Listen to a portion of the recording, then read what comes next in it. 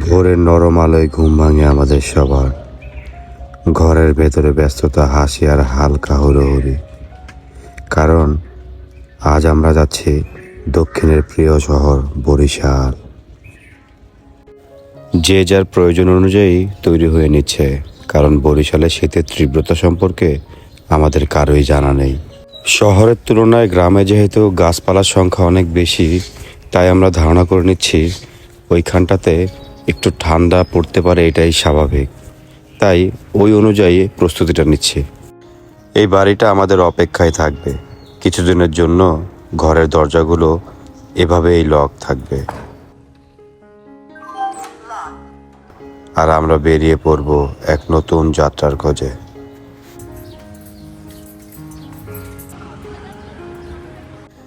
ঘর থেকে বের হয়ে অটোরিকশায় চেপে রওনা দিলাম বাস স্টপের দিকে। আমরা কেটেছিলাম ইমা পরিবহনের টিকিট। এই হচ্ছে আমাদের পরিবারের প্রত্যেকটা সদস্যের টিকিট। এই মুহূর্তে এই পরিবহনের এক একজন সদস্যের টিকিট মূল্য হচ্ছে 700 টাকা করে।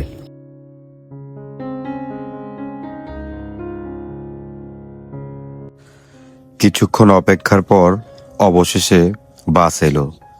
শুরু হলো আমাদের বহুল কাঙ্ক্ষিত যাত্রা। এখন তো আমরা বরিশালের উদ্দেশ্যে রওনা দিলাম। গাড়িতে উঠেছি, তাহলে গাড়িতে ওঠার দোয়াটা বলো।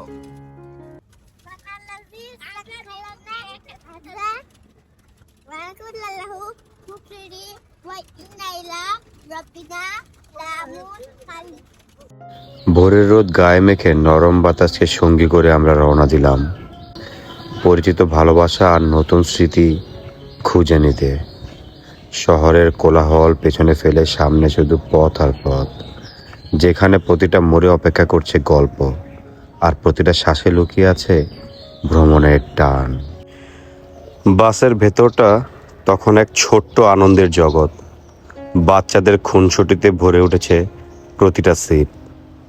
হাসি আর খেলাধুলার মাঝেই কেটে যাচ্ছে সময়।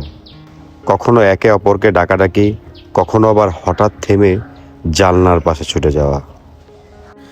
জানালার পাশে বসে বাইরের দৃশ্য উপভোগ করতে করতে কেটে গেল অনেকটা পথ। বন্ধুরা, আমি বাংলাদেশের অনেক অঞ্চলই ঘুরেছি, তবে বিশ্বাস করুন, এই দক্ষিণ অঞ্চল বরিশালের রাস্তাগুলো এতটাই মনোমুগ্ধকর। এখানে যেন গাড়ি ঘোড়া না, উড়োজাহাজ চলার মতো উপযোগী। এত সুন্দর রাস্তা যে বাসের ড্রাইভার যদি বলে, ladies and gentleman, we are ready for take off, আমি অবাক হব না। আমাদের বাসের চাকা মাটিতে না আকাশে বুঝতেই পারছি না। সবুজে ঘেরা প্রশস্ত আর সত্যি মনোমুগ্ধকরভাবে সাজানো এ পথ।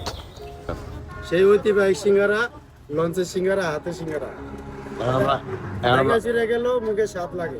দীর্ঘযাত্রার মাঝখানে হঠাৎ বাসটা থামে। এটা শুধু একটা ব্রেক না, এটা যেন যাত্রার ফাঁকে একটু বিশ্রাম। নেমে সবাই নিজের প্রয়োজনীয় কাজে ব্যস্ত। কেউ চা নিচ্ছে, কেউ হালকা নাস্তা, আবার কেউ শুধু দাঁড়িয়ে একটু নিঃশ্বাস নিচ্ছে। খাওয়া দাওয়ার ফাঁকে ফাঁকে গল্প, হাসি আর পথের অভিজ্ঞতা ভাগাভাগি করছে। এই ছোট্ট বিরতিগুলোই দীর্ঘ সফরকে করে তোলে আরও আরামদায়ক। আবার শুরু হলো আমাদের পথ চলা। এখন সামনে অপেক্ষা করছে সবচেয়ে সুন্দর অংশ, মনোরম নদীপথ।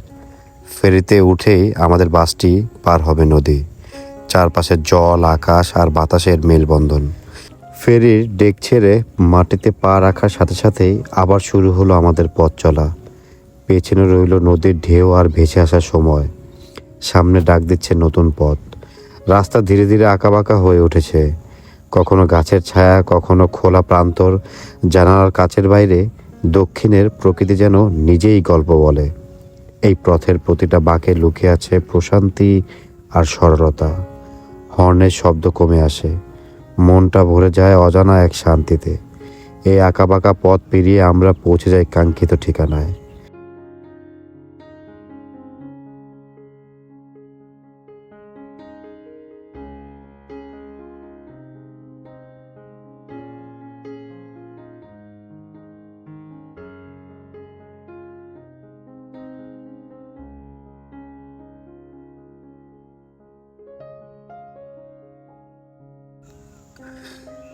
এখান থেকে অটোরিকশা নিয়ে যাচ্ছে আমাদের নতুন বাড়ির দিকে।